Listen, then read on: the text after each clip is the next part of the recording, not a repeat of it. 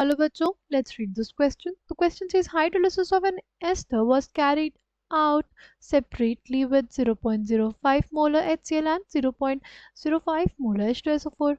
Which of the following is true for the first order rate constant of the reaction? Options are given to us.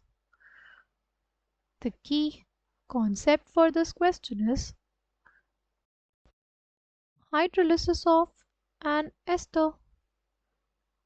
अगर बात करते हैं hydrolysis of an ester की तो वो हमारे पास क्या हो जाएगा।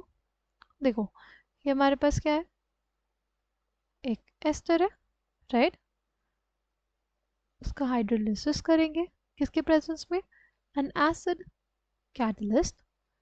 तो बेसिकली हमारे पास फॉर्मेशन होता है कार्बोक्सिलिक एसिड का एंड अल्कोहल का, राइट। नाउ इसको अगर हम लोग समझे, इसके लिए जो रेट होता है वो होता है rate is equals to rate constant into concentration of the ester, right. यहाँ पे हमसे क्वेश्चन में पूछा है कि अगर हाइड्रोलिसिस ऑफ ईस्टर हो रहा है एक बार 0.05 मोलर HCl के प्रेजेंस में और एक बार 0.05 मोलर H2SO4 के प्रेजेंस में, तो first order rate constant of the reaction जो होगा उसके लिए कौन सा एक्सप्रेशन करेक्ट होगा। पहली चीज़ यहाँ पे जो एसिड यूज़ होता है वो बेसिकली हमारे पास यूज़ होता है एज अ कैटलिस्ट, राइट।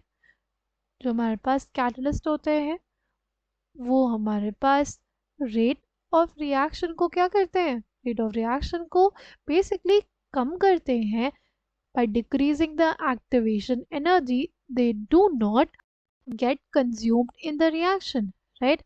यानी जो हमारे पास रेट होगा वो इस पे डिपेंड नहीं करेगा, राइट। वो जो रेट होगा वो इस चीज़ पे डिपेंड नहीं करेगा कि ये जो एसिड है वो हमारे पास कौन सा होगा, क्योंकि रेट और एक्सप्रेशन भी देखते हैं तो यहाँ पे सिर्फ डिपेंड करता है किस पे, the concentration of the ester पे, राइट।